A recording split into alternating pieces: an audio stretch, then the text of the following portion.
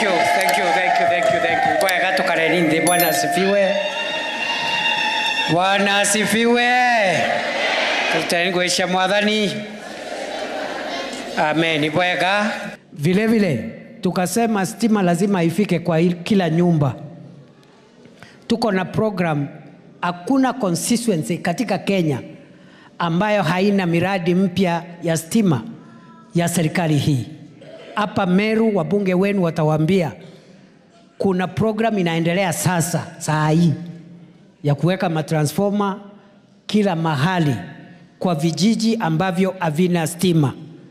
Meru County peke yake mwaka huu sasa contract zile zinaendelea ni za 1.8 billion in Meru County ambayo itaunganisha family 20,000 mpya hapa Meru County wapate stima.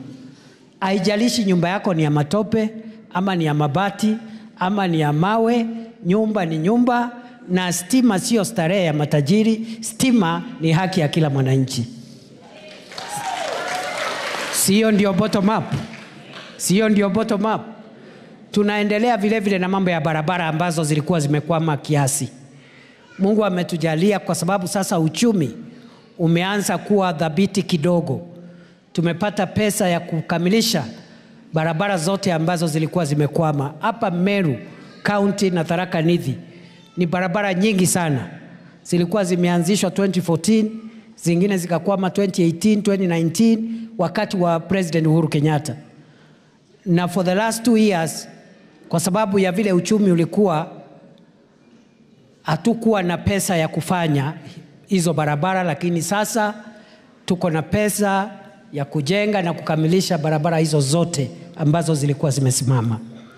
Hapa Meru tumelipa contractors, wameanza kurudi, na barabara ile ilikuwa imekwama moja ni ya ile katika hii constituency ni ya kutoka Nkobo, Robiri kwenda Kithirone. Hiyo tumekamilisha. Hiyo hata tumekamilisha wakati kulikuwa na kiangazi ya pesa. So zile zingine ambazo bado hatujaanza, especially hapa Meru County, we now have enough resources. We will build and complete all of them.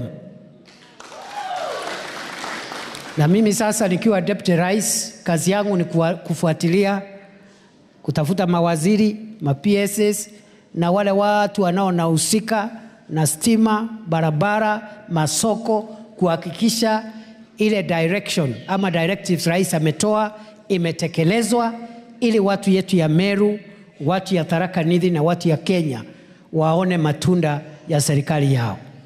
Si namna hiyo? Kuna daraja hapa ilikuwa imetusumbua sana miaka mingi, inaitwa Nithi Bridge. Watu wengi wamepoteza maisha yao katika hiyo daraja, na wale wengi ambao wametuacha kupitia ajali pale walikuwa wakaazi wa kaunti ya Meru wakiwa safarini kwenda Nairobi ama kutoka Nairobi wakirudi nyumbani. Mungu ametujalia, Rais last month baada ya kuzuru China tumepata pesa ambayo tutajenga daraja mpya ya kuzuia vifo hapa Nithi. Na Rais ametuambia kwamba tuhakikishe by December tumeleta contractor, na mimi ndio nitafanya hiyo kazi.